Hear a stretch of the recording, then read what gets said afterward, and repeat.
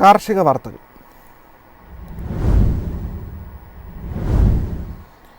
ആഗോള വിപണികളിൽ ബസുമതി വിലയിലെ ചാഞ്ചാട്ടം ഇന്ത്യൻ കയറ്റുമതിക്കാർക്ക് വെല്ലുവിളിയാകുന്നു. കർഷകരും വ്യാപാരികളും കനത്ത നഷ്ടം നേരിടുന്നതായാണ് റിപ്പോർട്ട്.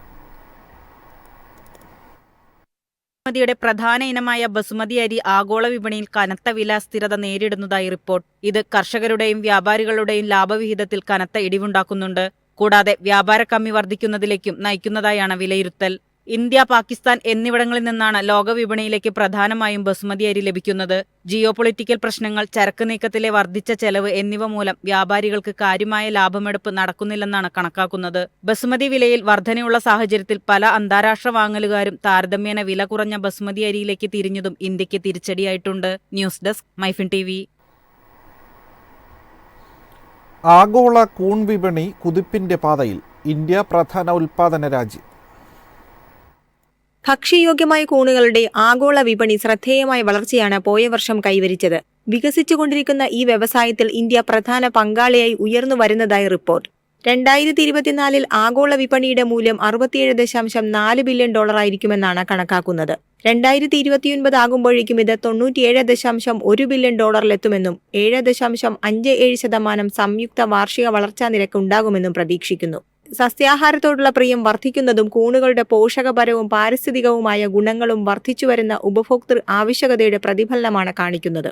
2025 ആകുമ്പോഴേക്കും ഇന്ത്യ $34.7 ബില്യൺ വിപണി മൂല്യമാണ് പ്രതീക്ഷിക്കുന്നത്. പോഷകാഹാരപരവും വൈവിധ്യപൂർണവുമായ ഒരു സൂപ്പർ ഫുഡ് ഓപ്ഷനായി കൂണുകളുടെ വർദ്ധിച്ചുവരുന്ന ജനപ്രീതിയാണ് ഈ കുതിപ്പിന് കാരണം. Oyster, button, shiitake, lions mane എന്നിവയാണ് പ്രധാന ഭക്ഷ്യയോഗ്യമായ കൂണുകൾ. News desk, MyFin TV. സംസ്ഥാനത്ത് കൊക്കോ വിലയിൽ ഇടിവ്.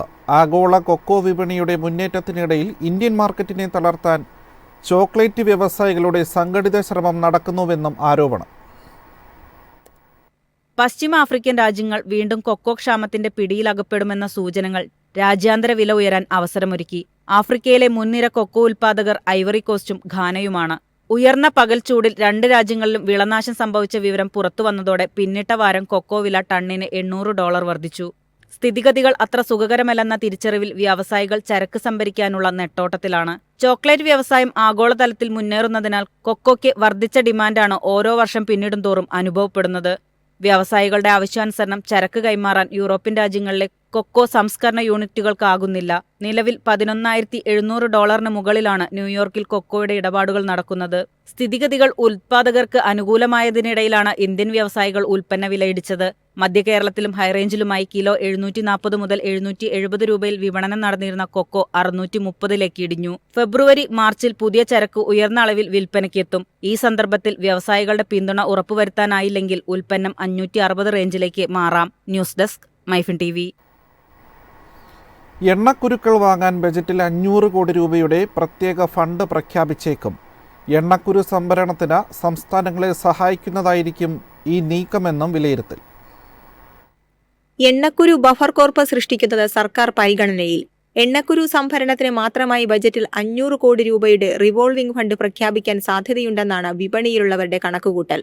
കൃഷി മന്ത്രാലയത്തിനു ശേഷം കേന്ദ്രം അടിസ്ഥാന താങ്ങുവിലയിൽ എണ്ണക്കുരുക്കൾ വാങ്ങാൻ അനുവദിച്ചതിനു പുറമേയാണ് ഈ നീക്കം. സംസ്ഥാനങ്ങൾ എണ്ണക്കുരു സംഭരണം നടത്തും. പൊതുവിപണിയിൽ വിൽക്കുന്നതിന് മുൻപ് വിലസ്ഥിരത കൈവരിക്കാൻ സഹായിക്കുന്നതിനുമാണ് പ്രത്യേക ഫണ്ട് അനുവദിക്കുന്നത്. വിളവെടുപ്പ് സമയത്ത് വിപണി വില 20 മുതൽ 30% വരെ താഴുമെന്നാണ് കണക്കാക്കുന്നത്. ഈ സാഹചര്യത്തിൽ വിലസ്ഥിരത ഉറപ്പാക്കുകയാണ് ലക്ഷ്യം. ഇത് ദേശീയ എണ്ണക്കുരു ദൗത്യം കൈവരിക്കാൻ സർക്കാരിനെ സഹായിക്കുമെന്നാണ് വിലയിരുത്തൽ. News desk, MyFin TV. അടയ്ക്ക ഇറക്കുമതിയിൽ ശക്തമായ നിയന്ത്രണങ്ങൾ നടപ്പിലാക്കണമെന്ന കാംകോ. അന്യായമായ അടയ്ക്ക ഇറക്കുമതി ആഭ്യന്തര കർഷകരെ പ്രതിസന്ധിയിലാക്കുന്നതായും പരാതി. അന്യായമായ അടയ്ക്ക ഇറക്കുമതി രീതികളിൽ ആശങ്ക പ്രകടിപ്പിച്ചിരിക്കുകയാണ് central arecanut and cocoa marketing and processing corporative limited.